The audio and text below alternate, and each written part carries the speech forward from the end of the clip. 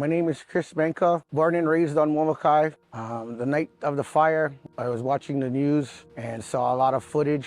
And it wasn't until the internet footage started coming in at about 1 o'clock in the morning that I saw people basically jumping in the water, running away from the fires. I thought to myself that I've got a lot of good friends and family that live there, and some of them live on the boats. I couldn't sleep the whole night. The next morning I woke up, I told my wife, I gotta go. I packed up and I head out. I got some supplies, whatever I could grab, water, food. I headed over there to help with whatever was gonna go on. And when I showed up, it was horrific. It was terrifying.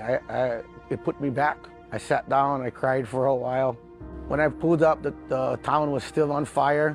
The response from the state, DLNR, was non-present in the water. My first priority was to get there and help with whatever I could help with. My second priority, I put out on the internet that if there were any families in need of getting off Maui and coming back to Molokai, I set a date and time and place, and you meet me there, I'll get you home. The people that I did bring home said that they had a hard time with the internet, so my message wasn't received by all. The second day, I told my wife, put out the word, I'm coming back again. And this time I was gonna go outside of the zone to Oluwalus, where they had set up the roadblock, and bring people back from there. And when I got there that day, I brought home a few people, and I took back a few tourists to their hotels. They were trapped, they couldn't get back in. They wanted to go home because a lot of the hotels in Wailea were gouging. They were paying like $700 a night. This guy was so cool that he took in 2 families with him.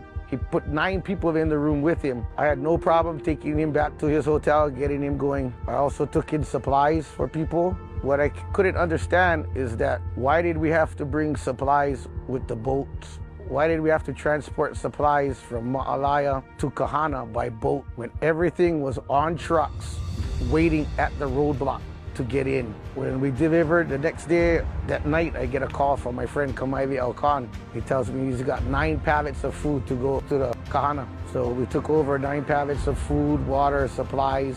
Where was the county? Where was the state? Where was the Red Cross? There was no aid for the people there. First day, second day, third day, nobody shows up. I'm still running supplies in. By the 4th day, they open up the road. I come home, I say, great. And at the same time, they shut the road down again, stopping supplies from coming in. I heard a story about a person that they loaded up the containers, and containers of food and supplies did reach Lahaina by the 2nd day, I think it was. But somehow, the Red Cross put a stop on it. So the containers were just sitting there at a hotel in Ka'anapali. The guy who found out put it out on the internet and told the people there, hey, you suffering, go get it. Don't wait, go get it. So I guess that's how some of the looting started, but it's understandable. Molokai, we're all about action. More action, less words. Politicians, more about words than action. Sometimes too much education, you lose common sense along the way, and it's true. Common sense tell you at the roadblock, cars showing up, trucks showing up, loaded down with supplies.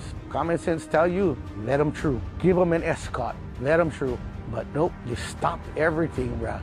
So for 4 days, bruh, no food, no water, no supplies, no help. All they wanted you to do was leave. But as you know, in disaster areas, when they come in and they want you to leave, you go to a shelter. FEMA, Red Cross comes in, helps you, gives you money, and you move on. People never return back. So a lot of the Hawaiians don't want to leave, bro. They don't want to leave. They know what's going to happen. Big money, real estate, going to come in, offer them money.